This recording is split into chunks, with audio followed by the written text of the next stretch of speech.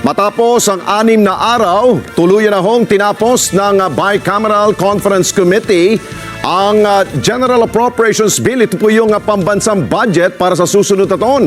Kasama ang pagpapalit na listahan ng Farm to Market Road ng Agriculture Department. Tumagal po hanggang kaninang madaling araw ang pulong ng BICAM at aprobado na rin nila ang pagbabalik ng tinapyas na pondo ng DPWH para sa susunod na taon. At kung magkano naman ang naibalik sa pondo ng DPWH, kunin natin ang live report ni Mian Corbera. Mian, paano nagkasundo yung BICAM dun sa bawas tapos dagdag na naman? Paano ba nangyari, Mian?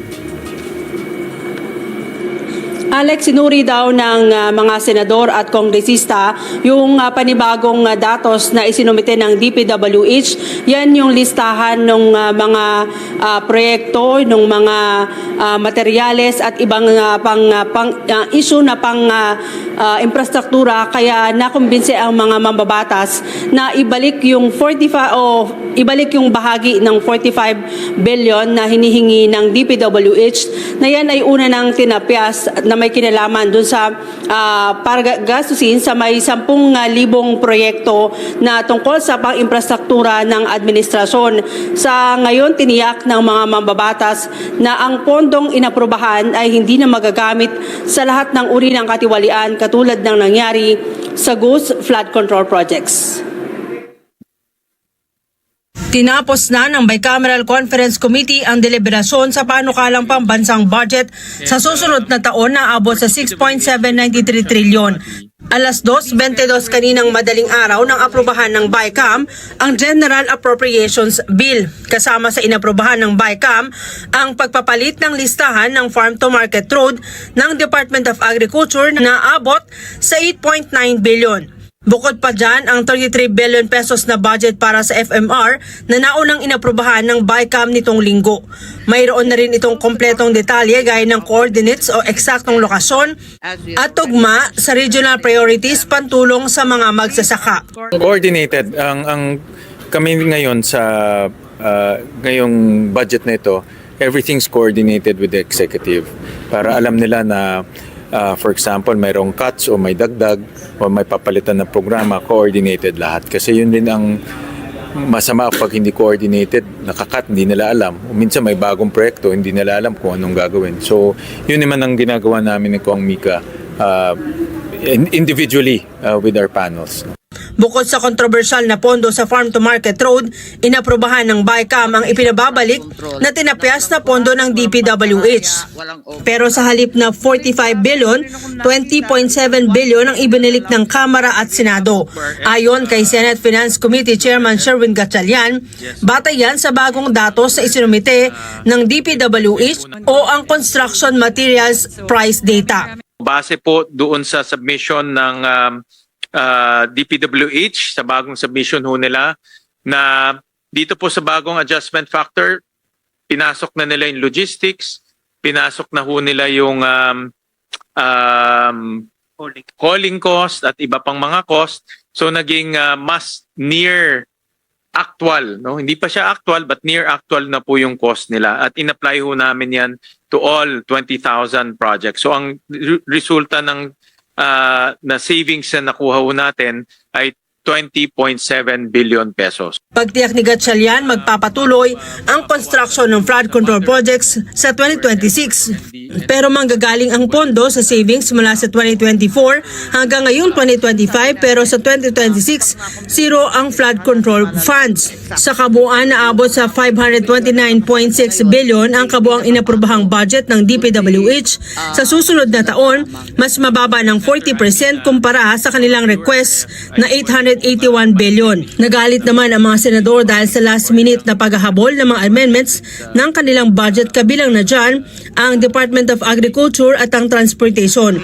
Sumulat kasi si DOTR Secretary Giovanni Lopez sa BICAM noong December 10 at nag-request ng internal realignment ng pondo. Hiniling nila na mailipat ang 1.8 billion mula sa budget ng Metro Manila Subway Project at 1.8 billion mula sa North-South Commuter Rail na dadalhin sa LRT Line 1 Cavite Extension Project at Automated Fare Collection System. Ano Nangyari ba yan nung 10 years ago? Hindi.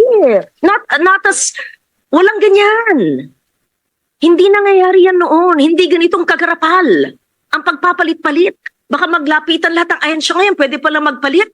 Palitan namin lahat ng laman. Pareho naman ang level eh. Mr. President, I'm sorry. I have to express my disappointment and exasperation. There has to be some discipline in government. Di ba sa eskwela tayo, pinag-aral tayo, finish or not finish, pass your paper. Pag nagraduhan na ng teacher, tama na. Pero kalaunan, inaprubahan din ng BICAM ang hiling ng DOTR na realignment ng pondo. Itinuturing naman ng mga mambabatas na makasaysayan ang pagtatapos ng deliberasyon ng BICAM. Want to give the assurance that the executive has enough time to review. So yun yung na-work out namin with DBM, that as we finish the agencies, we already start sending to the DBM. So simultaneous na po yung finalization ng enrolled bill ng GAB at yung review ng DBM. So rest assured po that the executive is given enough time to review the GAB before the president signs it. Well, ang importante dito na lahat ng safeguards nandito na sa budget na ito. So hindi na mauulit yung flood control, hindi na mauulit yung mga ghost projects, hindi na mauulit yung mga hindi mahanap na projects or substandard. Those are embedded in the budget ngayon, no? Alex, sa December 28 ay linggo, balak ng mga senador na liderato ng Senado na papirmahan sa mga mambabatas ang pinal na kopya o printed copy ng budget sa December 29. Yan ay sabay nararatipikahan ng Kamara at Senado saka isusumite sa tanggapan ng Pangulo sa Malacanang. Dahil dyan ay aamyendahan ng dalawang kapulungan yung kanilang calendar at gagawing o palalawigin hanggang December 29 ang kanilang sesyon. Ito yung kauna-unahang pagkakataon sa kasaysayan ng pagpapasa ng budget na ito yung pinakamatagal at naging transparent, Alex. Okay, Mean, dahil nga nabanggit ng dalawang kapulungan no, ng BICAM na meron daw savings sa 2024 at 2025 ang DPWH, no? Nabatid ba ng BICAM kung magkano yung savings? Dahil nga, feeling ng taong bayan, bakit nyo pa itutuloy yung mga flood control project na medyo controversial yan? So, magkano ba yung savings at marami pa bang gagawing mga flood control project na yan? Mayan?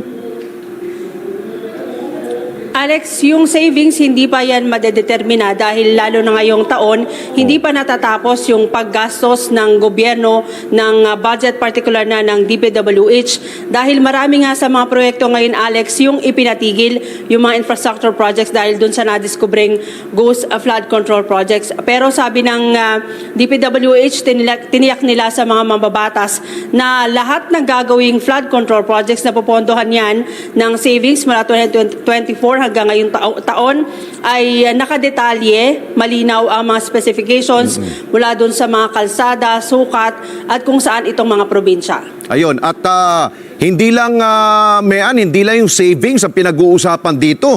Meron pa yung mga nagsauli ng pera. So, malaki-laki pa ang pera, ang kaba ng bayan na pwede pang tustos dun sa mga proyekto. Tama ba ako, Mean? Tama, Alex. Ayun. Okay, siguro panghuli, ano naman ang natutunan ng dalawang kapulungan ng BICAM dito sa kanilang ginawang deliberasyon sa budget sa 2026? Batid ba nila yung mga do's and don'ts na? At kailangan bang sa susunod, kailangan matapang yung APRO at yung Finance Committee Chairman sa susunod? Tama ka dyan, Alex. Hindi ka dapat magpadala dun sa hiling o hirit ng mga kasamahan sa Senado man o sa Kamara. Pero ang tinitiyak nila ay mas naging transparent ngayon ang deliberasyon dahil ang taong bayan ay magbabantay dun sa paggastos ng public funds. Oo. Di ba may recorded ito, no? Yung BICAM na deliberation. Pwede pa ba itong open pa ba ito sa pagpuna ng taong bayan? Yan, Alex, ay pwede mong balikan at mapanood kung may nakita, alimbawa yung taong bayan, mga kababayan natin, kung may nakita silang hindi pa kanais-nais, hindi sila kontento, pwede pa daw yan idulog dito sa Senado o kaya ay sa Kamara. Ayun, so paanong sistema doon yan? Nabanggit ba ng ni Senator Sherwin at ni yung sa kabilang kapulungan? Paano nila gagawin yun ng taong bayan? Dahil maaring merong makasilip dyan ng hindi ka nais-nais.